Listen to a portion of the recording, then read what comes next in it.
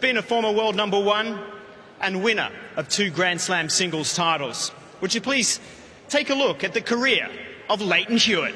At the age of 17, when you were planning for college, Lleyton Hewitt was thrashing the greats and snatching the biggest titles in tennis. But behind all this, he was hiding the true self that could potentially take him from a superstar to an underdog in tennis. Let's uncover the true secrets of Lleyton Hewitt together. Lleyton was born on Feb 24, 1981 in Adelaide. His father played football and his mother used to be a professional netball. But his paths were different. He started training for tennis from an early age. Little did his parents know that their kid would turn into this big of a tennis sensation.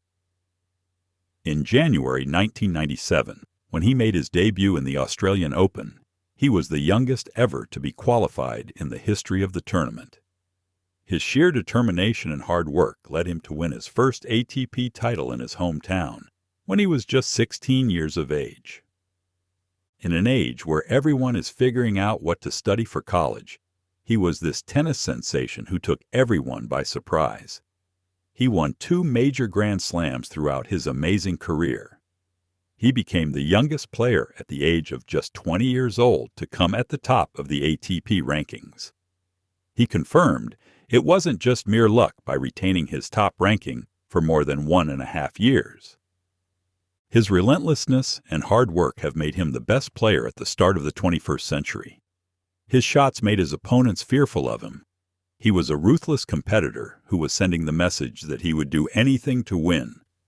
But despite all the success he was getting, he was hiding some dark secrets about his life that he didn't want anyone to know. And today, we will tell you those dark truths that every tennis fan has been waiting to know since the start of his career.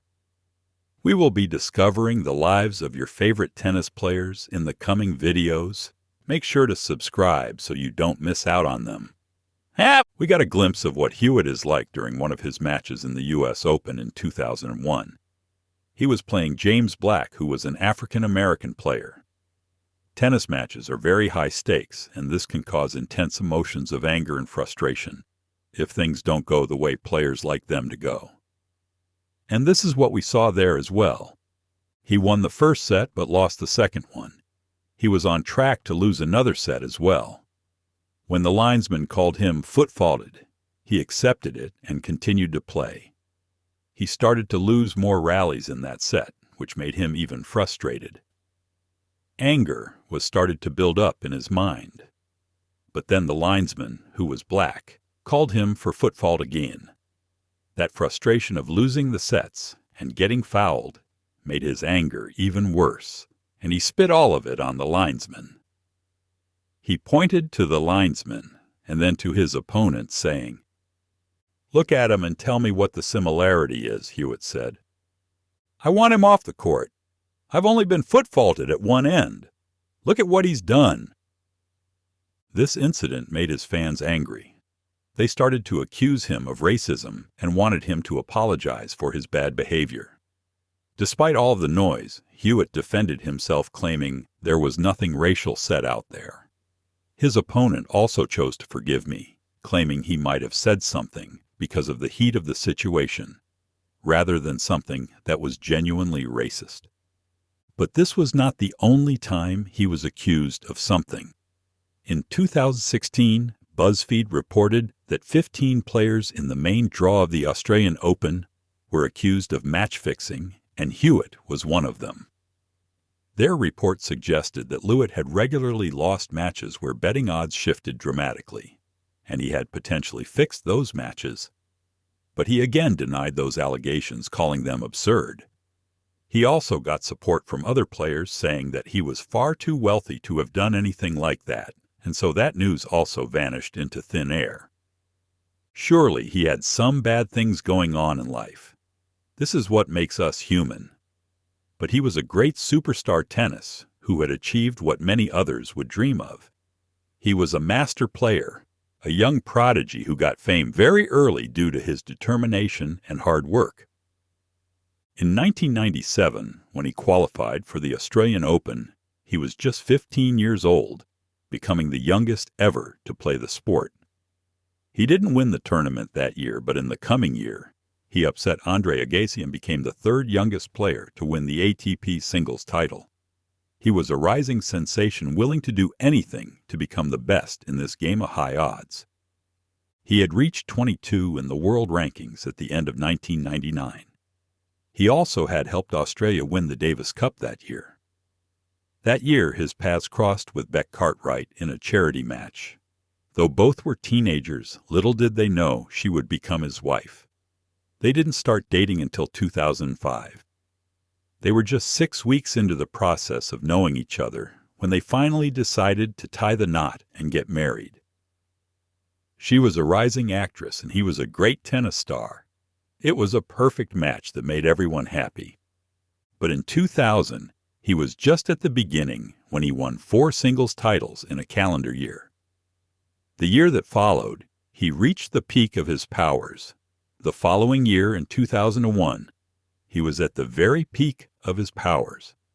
He finally reached the #1 spot in the rankings that year and was the first Australian to claim the top spot in the tennis rankings.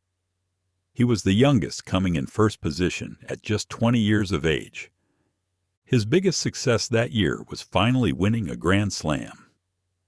In the U.S. Open, when he reached the final, he had to face Pete Sampras, who was also in his peak power at that time.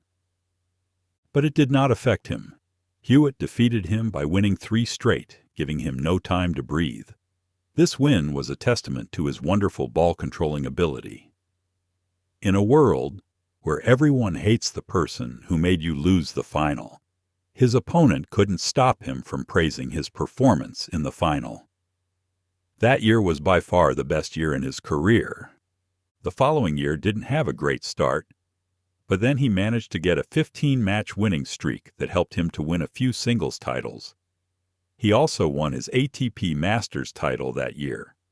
But the biggest thing that came for him that year was winning the crown jewel of all Grand Slams when he finally won the prestigious Wimbledon. His greatness was witnessed by everyone when he finally defeated Argentina's David Nalbandian to win the Wimbledon. He thrashed him by winning 3 straight sets. He ruled the court that day and didn't let his opponent get close to him whatsoever. One of his greatest victories was defeating Roger Federer in the final of the Davis Cup in 2003 and taking Australia to another glory. But in the later years, his performance started to plummet.